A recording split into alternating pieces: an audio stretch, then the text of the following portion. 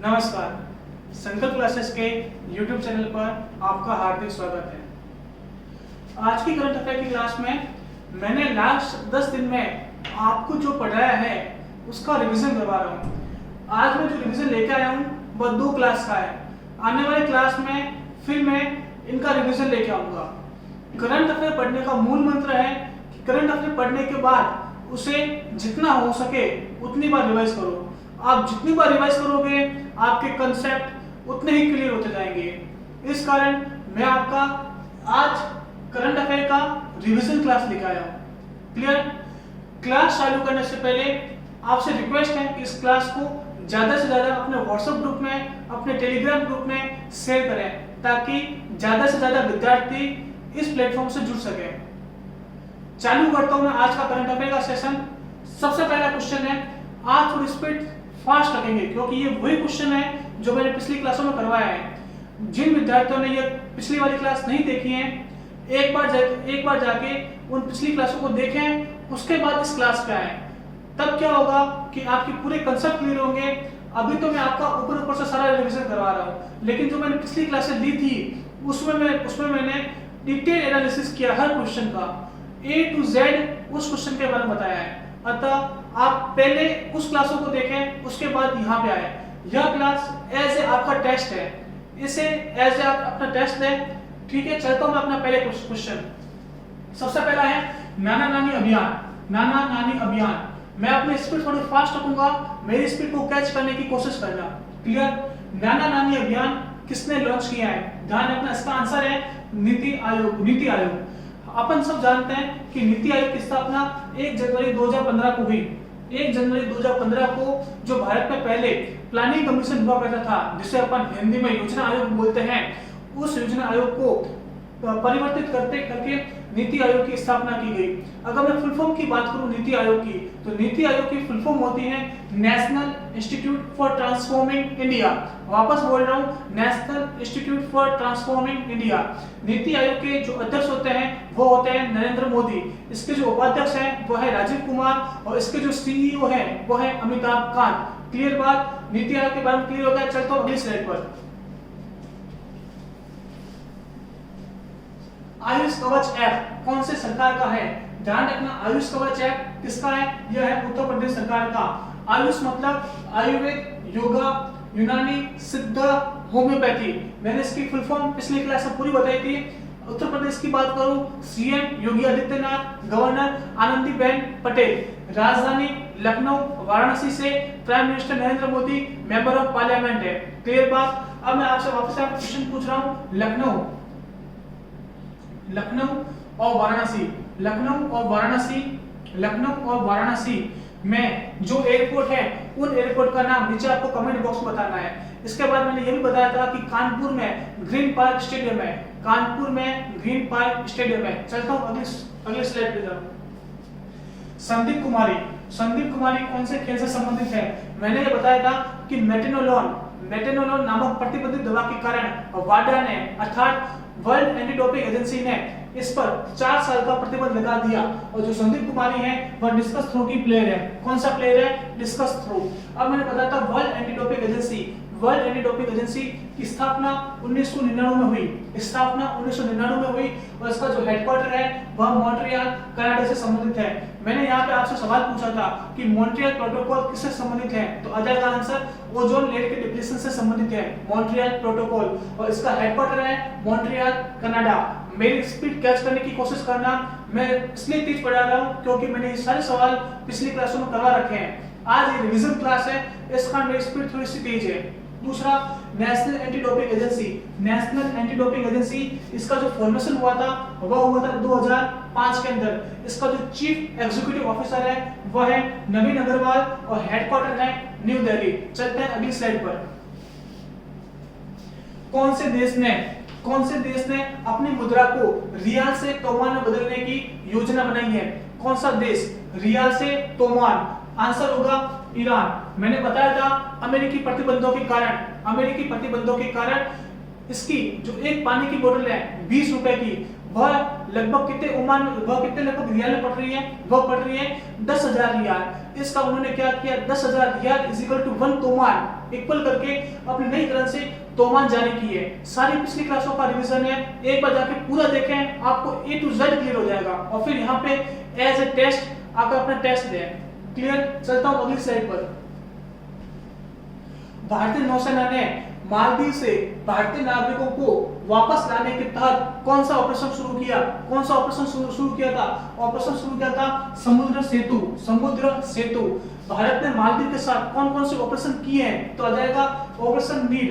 कब किया था, 2015 में। 2015 में जब मालदीव में बाढ़ आई थी तो वहां पर पीने की पानी सप्लाई करने के लिए मालदीव में भारत ने ऑपरेशन नील शुरू किया। ऑपरेशन कैक्टस, ऑपरेशन कैक्टस कब शुरू किया गया, जब मालदीव की सरकार पर खतरा मंडरा रहा था तो भारत की सरकार ने ऑपरेशन कैक्टस शुरू करके वहां की सरकार को बचाया था। तीसरा ऑपरेशन संजीवनी, अभी हाल ही में 2020 में मालदीव को दवाइयां पहुंचाने के लिए भारत ने ऑपरेशन संजीवनी लॉन्च किया। उसके बाद भारत और मालदीव किसके साथ एक एक्सरसाइज करते हैं, उस एक्सरसाइज का नाम है एक्यूवरीन। एक्यूवरीन, एक्यूवरीन का अर्थ मालदीवी भाषा में क्या होता है, मित्र होता है, मित्र होता है। 2019 में यह युद्धाभ्यास पुणे महाराष्ट्र में हुआ और भारतीय सेना तथा मालदीव की नेशनल डिफेंस फोर्स इसमें भाग लेती है। क्लियर, सब पिछली क्लास का रिवीजन है, एक बार यह रिवीजन हो रहा है, ध्यान से सुनना बस। अगली स्लाइड। अगला, किस देश ने उत्तर कोरिया के तानाशाह को स्मारक युद्ध पदक से सम्मानित किया? किस देश ने उत्तर कोरिया के तानाशाह, उत्तर कोरिया का तानाशाह है कौन, उत्तर कोरिया का तानाशाह है किम जोंग उन। क्या नाम है उसका, तानाशाह कौन है, वापस बता रहा हूं मैं आपको, तानाशाह, तानाशाह का नाम क्या है, किम जोंग उन। नाम ध्यान रखना, Kim Jong Un, Kim Jong Un उत्तर कोरिया का तानाशाह है। उत्तर कोरिया की राजधानी कौन सी है, उत्तर कोरिया की राजधानी प्योंगयांग, प्योंगयांग, प्योंगयांग उत्तर कोरिया की राजधानी है। इसके अलावा उत्तर कोरिया के तानाशाह को किसने स्मारक युद्ध पदक दिया है, तो इसका आंसर होगा रसिया। रसिया ने उत्तर कोरिया के तानाशाह को स्मारक युद्ध पदक से सम्मानित किया है। क्यों किया है, क्योंकि जर्मनी में नाजियों की जीत की खुशी में उन्होंने, रसिया ने उत्तर कोरिया को यह सम्मान दिया है। रसिया की राजधानी मॉस्को है, रसिया की करेंसी क्या है, रूबल, रसिया की करेंसी है रूबल। रसिया की पार्लियामेंट, संसद का नाम क्या है, ड्यूमा, ड्यूमा, ड्यूमा। इसके अलावा मैं बात करता हूं रसिया का प्रेसिडेंट व्लादिमीर पुतिन है। क्लियर सब बात। अब आपको बताना है रसिया का प्राइम मिनिस्टर कौन है, who is the prime minister of Russia. Russia का प्राइम मिनिस्टर कौन है, आपको नीचे कमेंट बॉक्स में इसका आंसर देना है। चलते हैं अगली स्लाइड पर, ध्यान से देखना। This is the map of north Korea and the south Korea. यह उत्तरी कोरिया और दक्षिणी कोरिया का मैप है। इसमें सबसे पहले क्या बताया गया है, चाइना के सटा हुआ कौन है, नॉर्थ कोरिया, नॉर्थ कोरिया से सटा हुआ है साउथ कोरिया। नॉर्थ कोरिया की राजधानी प्योंगयांग, इसके अलावा साउथ कोरिया की राजधानी सियोल। ध्यान रखना दोनों की मुद्रा है वन। कौन सी मुद्रा दोनों की, वह है वन, दोनों की मुद्रा है वन। सारी पिछली क्लासों में पढ़ाया गया है, जो बच्चे नए आए हैं वो एक बार पिछली क्लासों को देखें, उसके बाद इस क्लास पे आए, वरना आपको कुछ समझ में नहीं आएगा। क्लियर। अब मैं बात करता हूं नॉर्थ कोरिया और साउथ कोरिया। नॉर्थ कोरिया और साउथ कोरिया के बीच में एक लाइन गुजरती है, उस लाइन का नाम है 38th पैरेलल। क्या नाम है, 38th parallel, 38th parallel. North Korea और साउथ कोरिया के बीच में लाइन का नाम है। इसके अलावा यहाँ पे जो समुद्र है, इस समुद्र का नाम है येलो सी। इसे अपन येलो सी क्यों बोलते हैं, क्योंकि चाइना से एक नदी आती है, चाइना से नदी आती है, उसका नाम है येलो रिवर, और यह अपने साथ में एक पीले पीले कलर का औषध लेकर आती है, इसी कारण इस समुद्र को अपन बोलते हैं येलो सी। क्लियर बात, सारा मैप क्लियर है। इसके बाद आपको बता देता हूं कि एक नदी है जो नॉर्थ कोरिया और चाइना के बीच में है। एक नदी है जो नॉर्थ कोरिया और चाइना के बीच में बाउंड्री बनाती है, और उस नदी का नाम है ट्यूमेन रिवर। नदी का नाम क्या है, ट्यूमेन रिवर, ट्यूमेन रिवर, नदी का नाम है ट्यूमेन रिवर। और रसिया और नॉर्थ कोरिया के बीच में जो बाउंड्री बनाती है उस नदी का नाम है lower Tyumen river. Lower Tyumen river, दिमाग में कंसेप्ट क्लियर रखना। वह नदी जो चाइना और नॉर्थ कोरिया के बीच में बाउंड्री बनाती है उस नदी का नाम है ट्यूमेन रिवर, और वह नदी जो रसिया और नॉर्थ कोरिया के बीच में बाउंड्री बनाती है उस नदी का नाम है लोअर ट्यूमेन रिवर। चलते हैं अगली स्लाइड पर। हाल ही में भारत ने पाकिस्तान से कश्मीर के कौन से क्षेत्र को खाली करने की मांग की है? मैंने आपको उसका आंसर बताया था, गिलगिट बाल्टिस्तान। हुआ क्या था, यह है कश्मीर का मैप। कश्मीर का मैप यह है, इसमें सबसे पहला यह एक है POK, मतलब पाक ऑक्यूपाइड कश्मीर, जिसे पाकिस्तान अपना एक राज्य मानता है, अपना एक प्रांत मानता है, और उसका नाम दिया गया है गिलगिट बाल्टिस्तान। यह है हमारा ऑक्यूपाइड वाला कश्मीर, मतलब जिसको भारत का अधिकार है, वह क्षेत्र है यह, वह क्षेत्र है यह, और यह वह क्षेत्र है जो 1962 में चीन ने भारत पर आक्रमण करके हथिया लिया था, उसका नाम है अक्साई चीन। और यहाँ पर जो छोटा सा क्षेत्र है वह है सियाचिन। सियाचिन वह क्षेत्र है जो दुनिया का सबसे बड़ा, सबसे अधिक ऊंचाई पर स्थित बैटलफील्ड है सियाचिन। अब हुआ क्या था, 31 अक्टूबर 2019 को भारत ने जम्मू कश्मीर से आर्टिकल 370 हटाकर जम्मू कश्मीर को दो भागों में बांट दिया, अर्थात एक राज्य जो जम्मू कश्मीर था उसे दो यूनियन टेरिटरी अर्थात केंद्र शासित प्रदेश बना दिया गया। जम्मू कश्मीर को तोड़कर दो केंद्र शासित प्रदेश अर्थात एक तो जम्मू और दूसरा लद्दाख बना दिया गया। जम्मू की राजधानी श्रीनगर और जम्मू रखी गई और लद्दाख की राजधानी लेह रखी गई। अभी वर्तमान में पाकिस्तान ने जो पाक ऑक्यूपाइड कश्मीर है, जिसे पाकिस्तान गिलगिट बाल्टिस्तान कहता है, वहां पर चुनाव करवाने की अभिशंसा जाहिर की। इस कारण भारत ने इसका विरोध किया और अपना जो पाक ऑक्यूपाइड कश्मीर है उसे वापस लेने की मांग की। उम्मीद करता हूं आपको समझ में आया होगा। चलता हूं अगले सवाल पर।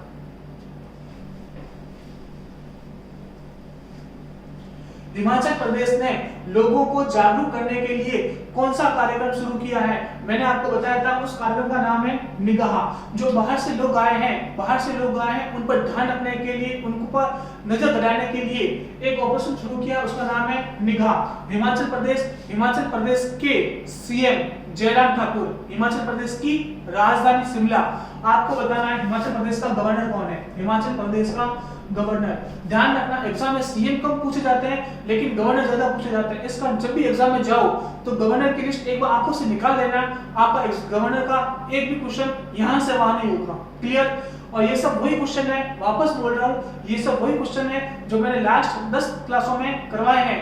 अतः आपसे निवेदन है कि पहले जाके उन क्लासों को देखें, अच्छी तरह से समझें, उसके बाद यहाँ पे आए, ताकि आपको जो ये जो क्वेश्चन है उसको समझने में कोई प्रॉब्लम नहीं आएगी। और इन क्वेश्चनों को एज ए टेस्ट दीजिए, आपका कॉन्फिडेंस बढ़ेगा और आपकी करंट अफेयर पर पकड़ मजबूत होगी। चलता हूं अगले सवाल पर। जापान ने किसे the order of rising sun, पुरस्कार का नाम है the order of rising sun से सम्मानित किया? किसे किया? थंगजाप दबलिसिंग को। थंगजाप दबलिसिंग को भारत और जापान के रिश्तों में मजबूतता, प्रखर अखंडता लाने के लिए इस पुरस्कार से सम्मानित किया गया। जापान की राजधानी टोक्यो, जापान की करेंसी येन, जापान के prime minister Shinzo Abe, Japan की पार्लियामेंट को अपन बोलते हैं डाइट। क्लियर? अगला सवाल। हाल ही में भारत का यूनाइटेड नेशन अर्थात संयुक्त राष्ट्र संघ में भारत का स्थायी प्रतिनिधि किसे नियुक्त किया गया? इसका आंसर है TS तिरुमूर्ति। TS तिरुमूर्ति ये है, और ये है सैयद अकबरुद्दीन है। ये पहले सैयद अकबरुद्दीन भारत के यूनाइटेड नेशन अर्थात संयुक्त राष्ट्र संघ में स्थायी प्रतिनिधि हुआ करते थे, लेकिन वर्तमान में इनका कार्यकाल पूरा होने के कारण TS तिरुमूर्ति को संयुक्त राष्ट्र संघ में भारत का प्रतिनिधि घोषित किया गया। अगर मैं बात करता हूं यूनाइटेड नेशन की अर्थात संयुक्त राष्ट्र संघ की, तो उसकी स्थापना 24 अक्टूबर 1945 को हुई। इसका हेडक्वार्टर न्यूयॉर्क अमेरिका के अंदर है, और इसके जो हेड है उनका नाम एंटोनियो गुटेरेस है, जो पुर्तगाल से संबंधित है। चलता हूं अगले सवाल की तरफ।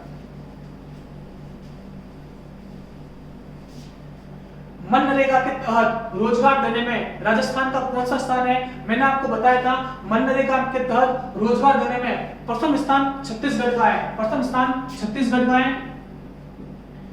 प्रथम स्थान छत्तीसगढ़ का है, दूसरा स्थान राजस्थान का है और तीसरा स्थान उत्तर प्रदेश का है। तीसरा स्थान उत्तर प्रदेश का है।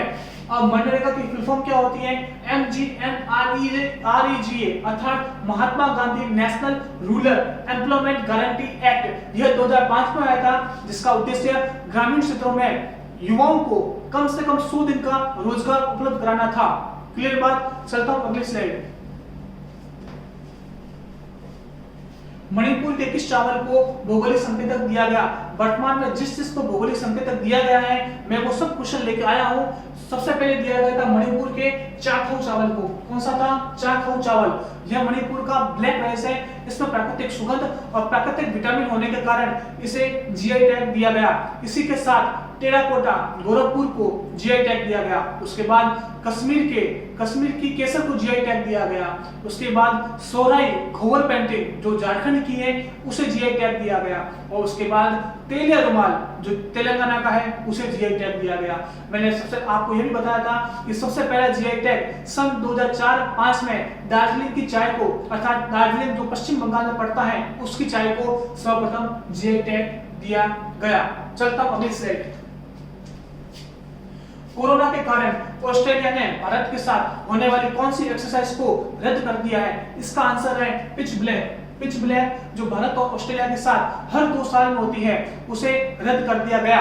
ठीक है, इसके साथ मैंने आपको और भी एक्सरसाइज की बताई थी। जैसे मैं बात करता हूँ इंद्र होती है भारत और रशिया के बीच। इसके अलावा एक्यूबरीन होती है भारत और मालदीव के बीच। ऑसिनडेक्स भी होती है भारत और ऑस्ट्रेलिया के बीच। इसके अलावा विम्बेक्स होती है भारत और वियतनाम के बीच। इसके अलावा हैंड इन हैंड ये होती है भारत और चाइना के बीच।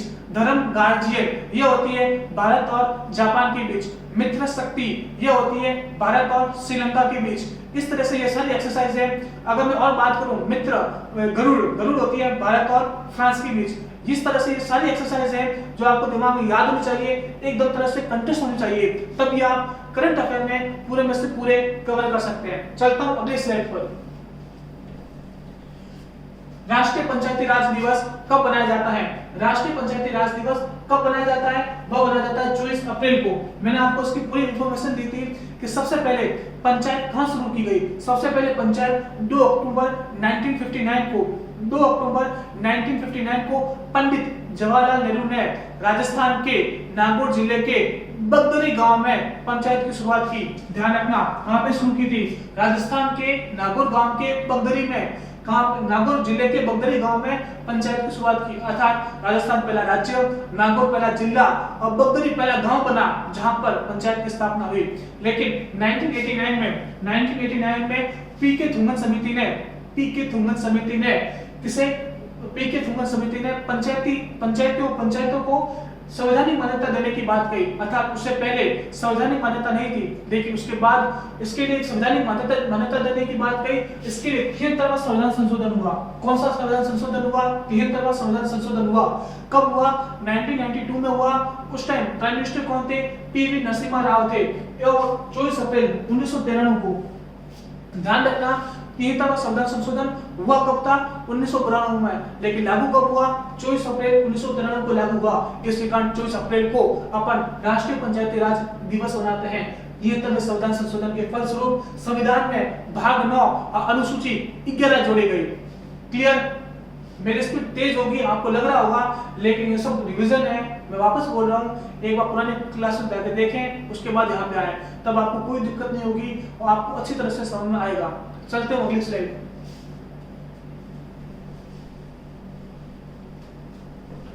अगला, कोविड-19 के उपचार के लिए प्लाज्मा थेरेपी, क्या नाम है? प्लाज्मा थेरेपी शुरू करने वाला पहला सरकारी अस्पताल।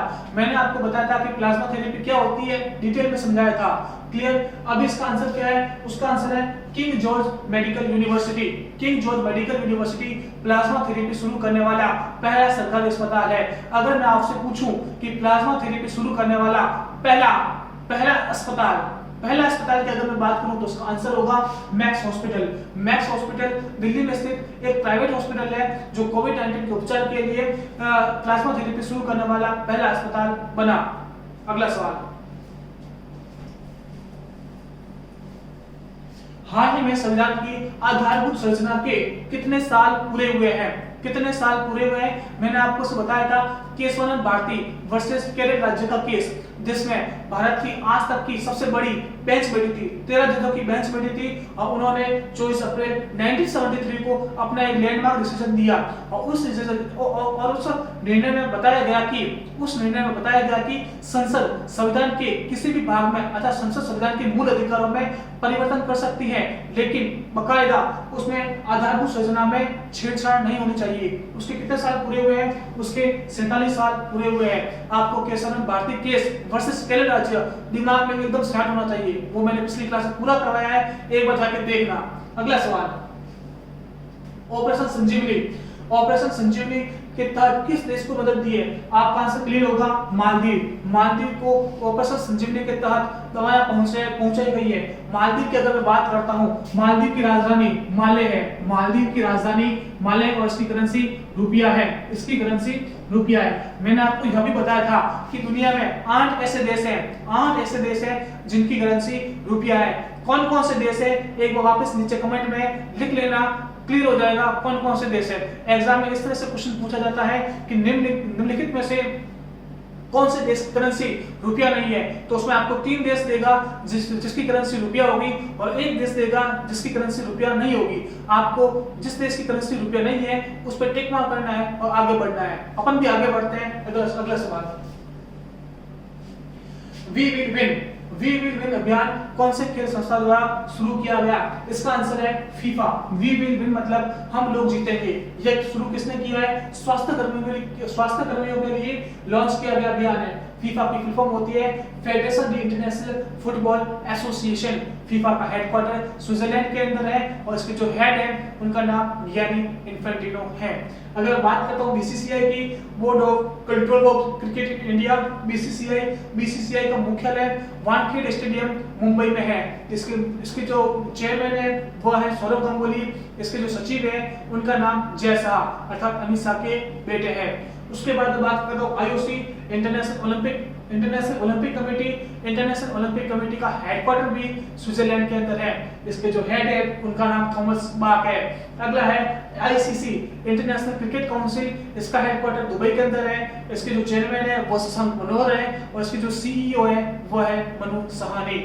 आईसीसी की स्थापना 1909 में हुई थी, लेकिन जब आईसीसी की स्थापना हुई थी तब इसका नाम इंटरनेशनल क्रिकेट काउंसिल नहीं था, उसका नाम था इंपीरियल क्रिकेट कॉन्फ्रेंस। लेकिन 1980s के आसपास इसका नाम चेंज करके इंटरनेशनल क्रिकेट काउंसिल कर दिया गया। ये सब बातें आपको दिमाग में एज इट इज क्लियर होनी चाहिए। चलता हूं अगली स्लाइड। आज का अंतिम सवाल क्या है? किस देश ने कोड़े तथा नाबालिगों की मौत की सजा के प्रावधान को खत्म किया है? मैं बात करता हूं सऊदी अरब की। सऊदी अरब अपने देश में अभी बहुत ज्यादा रिफॉर्म कर रहा है। सबसे पहले उन्होंने महिलाओं को गाड़ी चलाने की अनुमति दी, उसके बाद महिलाओं को सिनेमा में मूवी देखने की अनुमति दी और अब उन्होंने कोड़े तथा नाबालिगों की मौत की सजा के प्रावधान को भी खत्म किया है। मैं बात करता हूँ सऊदी अरब की। सऊदी अरब की करेंसी है, सऊदी अरब की कैपिटल है रियाद, उसकी करेंसी है रियाल। एक गल्फ कंट्री है, पेट्रोलियम एक्सपोर्टिंग कंट्री है। सब क्लियर? अगला चलता हूँ इसके मैप पे। देखिए यह मैप है, यह मैप सऊदी अरब का है। सऊदी अरब के मैप में आपको बता देता हूँ। देखिए यह है पर्शियन गल्फ मतलब फारस की खाड़ी और वो है गल्फ ऑफ ओमान। क्लियर? यह है सऊदी अरब यह है यमन, ओमान, यूएई, कतर। मैं बात करता हूँ सऊदी अरब की राजधानी यह है रियाद, यमन की राजधानी सना, ओमान की राजधानी मस्कट, यूएई की राजधानी अबू धाबी, कतर की राजधानी दोहा। इस तरह से आपको ये सब चीजें क्लियर होनी चाहिए। आज रिवीजन का ये अंतिम सवाल था। आपको बताना कि रिवीजन कैसा लगा और मैं हर संडे आपका इसी तरह से रिवीजन लाता रहूंगा ताकि आपने जो पढ़ा है और आप जो पढ़ोगे ताकि आपके दिमाग में सब सेट हो सके और एग्जाम में आपको किसी भी तरह की प्रॉब्लम ना आए। क्योंकि करंट अफेयर पढ़ने के लिए उसको पढ़ने के साथ साथ उसका रिवीजन भी बहुत जरूरी होता है। आज की क्लास अपन यहीं तक रखते हैं। वीडियो को लाइक, कमेंट और ज्यादा से ज्यादा शेयर करें। जो मैंने आंसर पूछे हैं उसका नीचे कमेंट बॉक्स में आंसर दें।